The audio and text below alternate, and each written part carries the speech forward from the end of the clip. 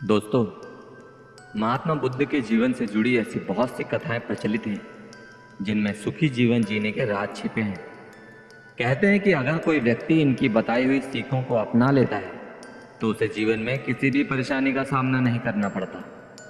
उनकी हर एक कथा इतनी प्रेरणादायक होती है कि व्यक्ति को उसे सुनने मात्र से ही उसे अपनी हर मुश्किल का समाधान मिल जाता है। आज हम आपको उनसे जुड़ी ऐसी कथा के बारे में बताने जा रहे हैं जो मृत्यु से संबंध रखती है। एक बार किसी महिला के बेटे की अचानक मृत्यु हो गई। उस महिला का पति पहले ही मर चुका था, लेकिन अपने पुत्र के जाने के बाद वो पागल सी हो गई।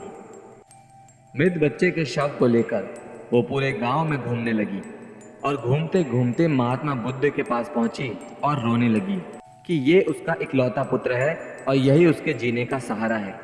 ये ना रहा तो उसका जीवन किसी काम का नहीं रहेगा। कृपया करके किसी तरह उसके पुत्र को जीवित कर दें। गौतम बुद्ध ने महिला को कहा कि ठीक है, मैं तुम्हारे पुत्र को जीवित कर दूंगा, लेकिन पहले मेरा एक काम करो। गांव के किसी एक घर में से मुट्ठी भर अनाज ले आओ और एक बात याद रखना कि जिस घर से तुम अनाज लेके आओ उस घर में किसी की मौत ना हुई हो।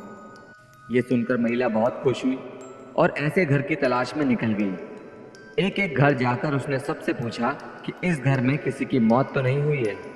ऐसे पूछते पूछते उसे शाम हो गई, लेकिन गांव में एक भी घर ऐसा नहीं मिला जहां से अनाज मिल सके और जहां किसी की मृत्यु ना हुई।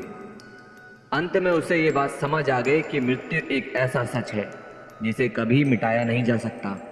किसी भी जीव का जन्म हुआ है तो उसकी मौत निश्चित है और एक न एक दिन सभी को मरना है।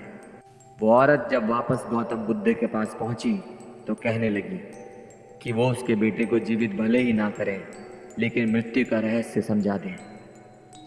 तब बुद्ध ने कहा कि मैंने तुम्हें घर घर इसलिए भेजा था ताकि तुम्हें मृत्यु की सच्चाई मालूम हो सके। जिसने जन्म लिया है उसे एक दिन अवश्य ही मरना है, क्योंकि यही जीवन का स्वभाव है। दोस्तों, ये थी मृत्यु की सच्चाई।